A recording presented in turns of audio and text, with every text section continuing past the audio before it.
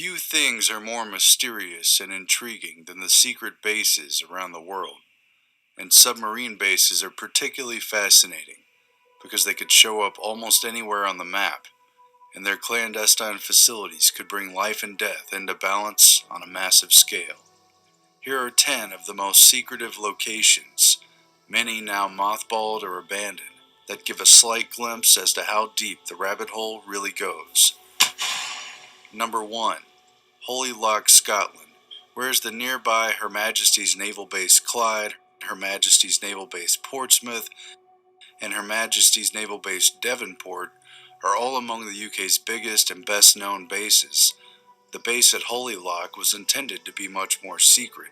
But once the British lent use of it to the Americans for Submarine Squadron 14 and anti-nuclear protests began, there wasn't much that remained secret about any of it. The Soviets clearly knew all about it anyway, and according to reports, Russian subs used to wait just outside the entrances to trail the enemy, or alternately their playmate for tag, from the moment they left base. Number 2. Sazan, Albania. The Soviets bargained with Albania to take possession of the island in exchange for canceling their debt. Located at a strategic choke point in the Adriatic Sea flowing into the Mediterranean, the small island is rumored to be covered in secret tunnels and underground facilities, including some 3,600 single-occupancy bunkers designed to withstand a nuclear attack, and reportedly a secret chemical weapons lab as well.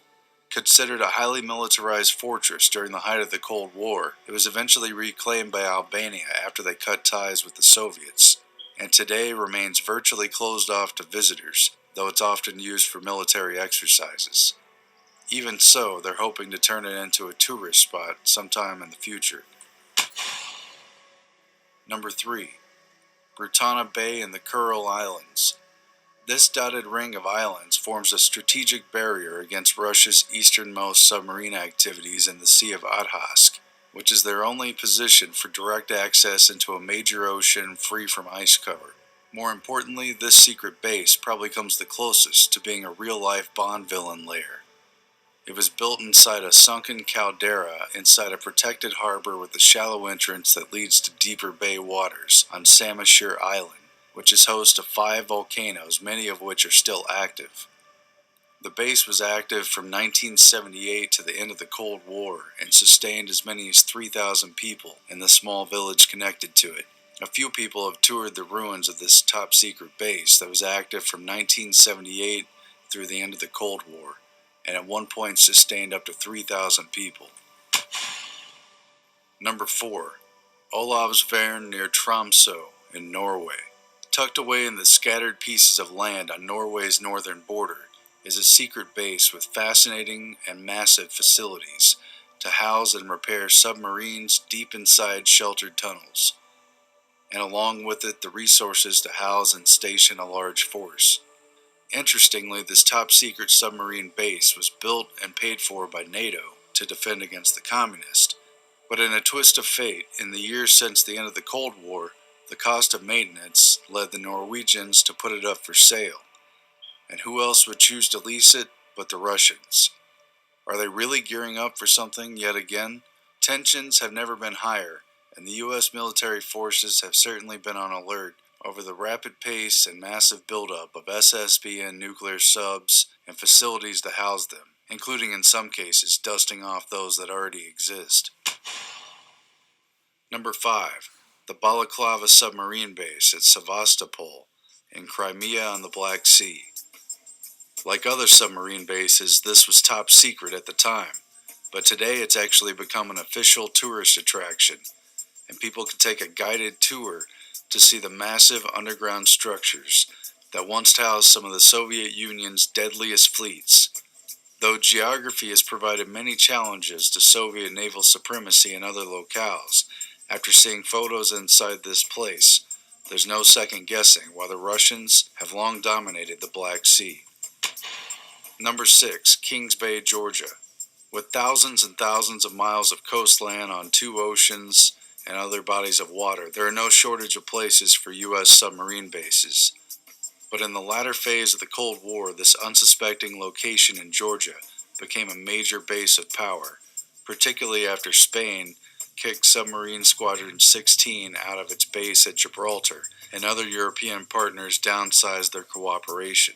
At this point, the U.S. decided to re-up on its positions on the Atlantic Ocean at home.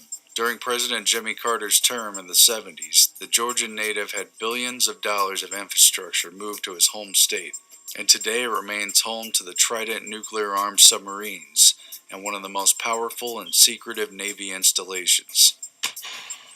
Number 7. Yalong Bay, Hainan Island. This secret Chinese nuclear subbase in the South China Sea, among other installations, appears to be newly built, and there's little information on it. But there's no missing the telltale signs that a powerful force is housed here, and can be deployed at a moment's notice to the flashpoints and tensions in the South China Sea and other places in China's domain. This location and others like it prove that China is gearing up for something, and a South China Sea conflict may at this point be inevitable. Number 8. Pavlovsk and Primorsky Krai, near Vladivostok. A couple of kids snuck into the remains of this vast, abandoned submarine pen that just starts to shed some serious light on how far things go underground. Generally near Vladivostok, Russia's biggest naval station in the east, this remote outpost was never fully completed before it was shut down with the end of the Cold War. Inside, the explorers found a network of tunnels that go on for miles, and a partial map was made of the terrain. But curiously, these urban explorers noted that they could only go so far into the tunnels, as they went on for an unknown distance, submerged underwater, where only the submarines could go. How far it really goes is entirely up for debate or speculation, but other projects in underground tunneling, used for public transportation, prove that underwater tunnels of almost any length are technologically feasible. And with that in mind, here's a couple threads worth mulling over, a mental exercise, if you will, to consider what the real extent of the secret infrastructure is. These U.S.-controlled places are partly documented and partly unknown, but there's reason to consider that the most secretive submarine bases of all might be inland and under the sea. Even the rumors are fascinating. Number 9. Underneath Walker Lake, Nevada. This high salinity lake is only rumored, but it is curiously home to the Naval Undersea Warfare Center that exists next to the Hawthorne, Nevada ammo dump. Rumors claim that this unlikely naval submarine testing center actually connects to an underground tunnel to an outlet in the Pacific Ocean on California's coast. And as unlikely as this seems, militaries have indeed put underground submarine tunnels that span at least 40 to 50 miles. This Walker Lake site is approximately 200 miles from potential outlet points at Monterey Bay at Moss Landing, where there's some very distinctive underwater trenches leading up to it, or at the San Francisco Bay. Another potential outlet is some 300 miles away at Point Mugu, near the naval base at Port Hueneme, which raises even more tantalizing speculation. People have pointed to this unusual and fascinating underwater feature that some believe to be a nuclear-hardened underwater entry base, big enough for a submarine fleet, experimental vehicles, or perhaps even UFOs. And to add one more piece of the puzzle, the Navy admittedly tests submarines inland in a lake in Idaho, which is landlocked. The Navy's Acoustic Research Detachment at Bayview, Idaho, tests 1/4 scale submarines in Lake Pend Oreille, which has waters more than 1,100 feet deep. Still, it's a long way from the oceans where the submarines would best be put to use. Number 10. The proposed in-bed deep-water nuclear submarine bases. As strange as it seems, there could even be submarine bases underneath the ocean, buried into the ocean floor. Who can say if it was ever constructed, but it was in fact proposed in a serious document from the 60s during the height of the Cold War era. Technical feasibility plans demonstrate how tunnel boring machines would have been able to construct under the seabed bases, where oxygen and other essentials would be only a minor consideration, and the element of surprise and secrecy would be well in hand. Of course, the Navy did test out several sea labs, but those were placed on the seabed at the bottom of the ocean, and given water pressure and everything else, they were still very dangerous, and a couple people died just in the testing phase, so they haven't ever moved forward with them, at least that we know. Or will he, in this less than perfect world, use the underwater realm for military purposes? Will there be manned outposts on the ocean bottom, fortresses, submarine bases, supply depots? But this is a completely different situation. The abstract describes how large undersea installations with a shirt sleeve environment have existed under the continental shelves for many decades.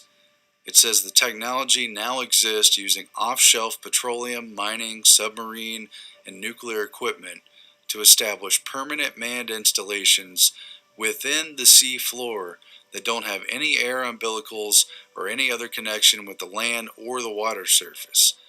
And the proposals were serious enough that they put forward a Seabed Arms Control Treaty in 1971 that was meant to make under the sea and in seabed bases off limits, at least outside of territorial waters, for fear that they would put nuclear bases there, submarines, or what have you. Of course, the truly secret bases don't make this list because they're top secret, they're not well known, and we can only speculate and we can only wonder how far things have gone. Of course, I don't believe in any respect that treaties alone or Cold War installments would call off the kind of facilities that have been built and the defensive protections that they perceive they need just in case. If one side can break agreements and strike the other side is going to stay ready and armed just in case. And that's just the way it is. But these are fascinating facilities, and we can only wonder how many others are out there.